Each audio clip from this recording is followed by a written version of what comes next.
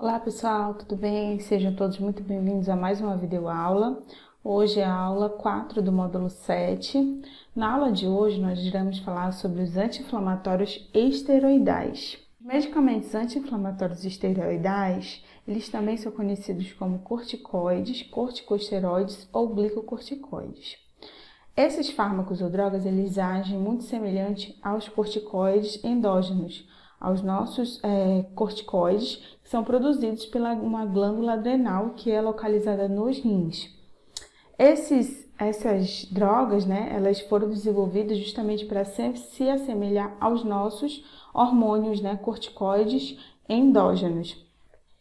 Então, esses fármacos, eles têm principalmente atividade anti-inflamatória e imunossupressora.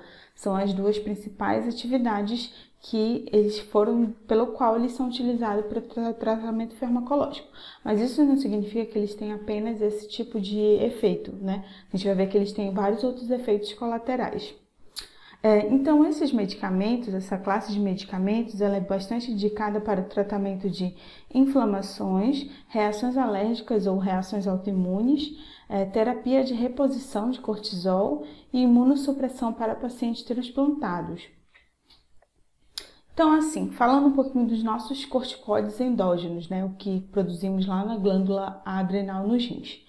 Nós temos os mineralocorticoides, o mais conhecido é a aldosterona, cuja ação dela está relacionada com a reabsorção do cálcio lá nos túbulos do rim, e consequentemente o controle da pressão arterial, tá, gente? Então, ela que vai fazer com que a pressão arterial aumente ou diminua quando eu estou falando a nível renal. Os glicocorticoides, como o cortisol, o nosso principal glicocorticoide é o cortisol e a sua ação está relacionada com o metabolismo de carboidratos e proteínas. A gente tem também um pouco de produção de hormônios andrógenos, que são os hormônios que controlam as funções sexuais, mas a maior parte produzida no nosso organismo são realmente pelos órgãos sexuais, masculinos e femininos. Aqui um pouco da ação dos anti-inflamatórios esteroidais ou corticoides, Então, assim, de forma normal, os fármacos corticosteroides ou corticoides, eles têm a capacidade de inibir o estímulo para a liberação do ACTH. Mas vamos lá lembrar o que a gente estudou um pouquinho no sistema endócrino. A gente tem uma glândula que se chama hipófise. Essa hipófise, mediante alguns estímulos, ela acaba liberando um hormônio chamado ACTH. Uma vez que é liberado na corrente sanguínea esse ACTH, ele vai lá, chega na glândula adrenal e aí gera um estímulo para a produção dos nossos corticoides endógenos, Como a gente viu, a aldosterona e o cortisol, certo? Que vão atuar em diversos órgãos aqui, como sistema imune, músculo, fígado, tecido adiposo, frequência cardíaca. Então, a gente tem várias produção de hormônios, certo? Então, quando a gente vai lá e utiliza os corticoides, os medicamentos sintéticos, o que ele faz é inibir essa produção natural, ele inibe essa liberação do ACTH na hipófise para que ele assuma o controle dos nossos corticoides endógenos. Então, ele acaba assumindo o papel dos nossos hormônios, que produzimos, e aí ele passa a ter essa ação. É por isso que os corticoides, eles atuam como os nossos corticoides endógenos, e é justamente por isso que a introdução e retirada desses medicamentos deve ocorrer de forma gradual, tanto na entrada quanto na saída, que é o desmame que fala. A aula continua no próximo vídeo, pessoal. Bem, continuando a aula anterior, a gente tem uma classificação para os corticoides. A classificação ela é de acordo com a duração de ação do medicamento e essa ação ela tem como base o tempo de supressão desse ACTH. Então, a gente já viu como que ocorre a liberação do ACTH pelo nosso organismo. Então, a gente tem ação curta, ação intermediária e ação longa. A ação curta suprime o ACTH de 8 a 12 horas, intermediária de 12 a 36 e longa de 36 a 72 horas. Então, aqui tem os exemplos de corticoides de ação curta, como hidrocortisona, cortisona, ação intermediária, como prednisolona, prednisona, certo? E tem o de ação longa, como dexametasona e betametasona. Os principais efeitos de maior preocupação dos corticoides Primeiro, metabolismo do carboidrato. A gente sabe que ele está envolvido no metabolismo de carboidratos. Então, o que eles fazem? Ele aumenta a formação de glicose e interfere na ação da insulina, podendo induzir a hiperglicemia. É exatamente por isso que tem uma restrição de uso, principalmente para pacientes diabéticos. A gente tem também metabolismo proteico, inibição da síntese proteica e elevação do catabolismo, ou seja, a destruição de proteínas. Com isso, a gente tem a redução da massa muscular. A gente tem também o metabolismo lipídico. Altas doses de corticoide pode levar a um aumento de colesterol e LDL. Efeito no nível de sódio. O aumento da reabsorção de sódio interfere no controle da pressão arterial, pode acabar aumentando os níveis de pressão arterial. Efeito no metabolismo do cálcio. A absorção intestinal de cálcio é diminuída pelos corticoides.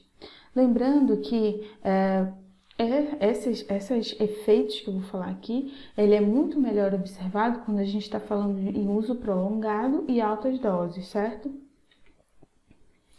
Efeitos colaterais de uso prolongado. Então, a gente tem no sistema imunológico, a pessoa que faz uso muito tempo desse tipo de medicamento pode ter maior probabilidade, maior suscetibilidade de desenvolver infecções secundárias, porque o sistema imunológico é imunossuprimido, né, que é uma das funções do corticoide. A gente tem também efeito dermatológico, né, que pode surgir acne, estrias, fragilidade capilar, dificuldade de cicatrização de feridas.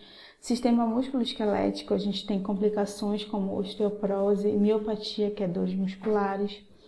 Sistema cardiovascular, pode ocorrer retenção hídrica e aí tem a formação do edema, é por isso que quem faz uso muito prolongado desses corticoides, ele tende a ficar mais inchado, que chama que com edema.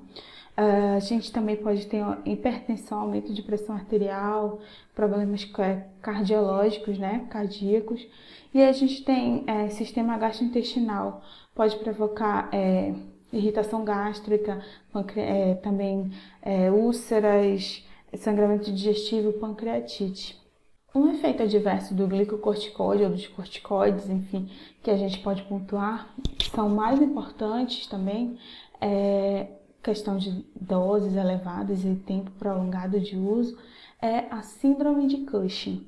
A síndrome de Cushing é um conjunto de alterações no corpo da pessoa que ela acaba desenvolvendo e desenvolvendo essa síndrome, né? Então, a gente tem, por exemplo, essa córcova característica física, córcova de búfala, a gente tem um aumento da gordura abdominal, enfraquecimento da pele, né? A gente tem também equimose, são manchas, difícil cicatrização, e aí a gente também pode ter hipertensão arterial, a gente também pode ter enfraquecimento dos ossos, que pode levar inclusive a osteoporose. A outra característica bem marcante é esse rosto arredondado que se chama face de lua cheia. Então, a síndrome de Cushing, ela é um quadro bem perigoso, né?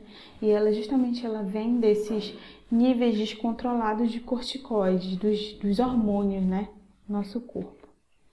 Algumas interações medicamentosas que a gente pode pontuar aqui em relação aos corticoides com antiácidos, por exemplo, eles podem diminuir a biodisponibilidade dos corticoides, podendo diminuir a ação farmacológica deles.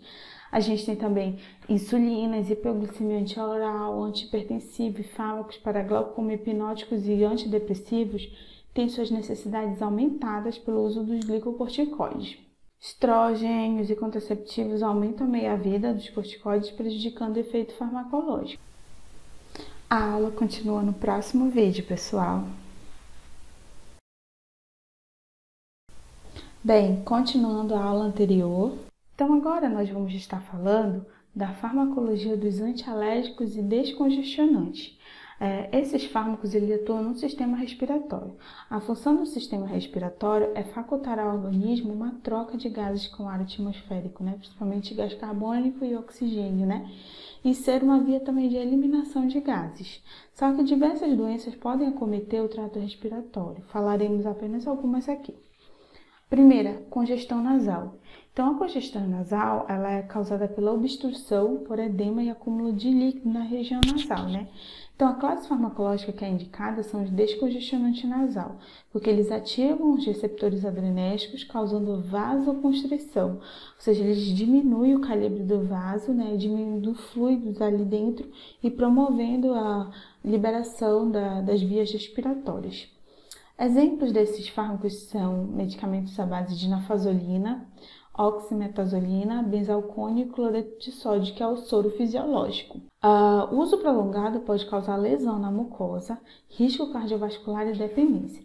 Aqui a gente tem uns exemplos desses medicamentos que têm esses fármacos, né? Sorine, Neosoro, Decongex, Rinosoro.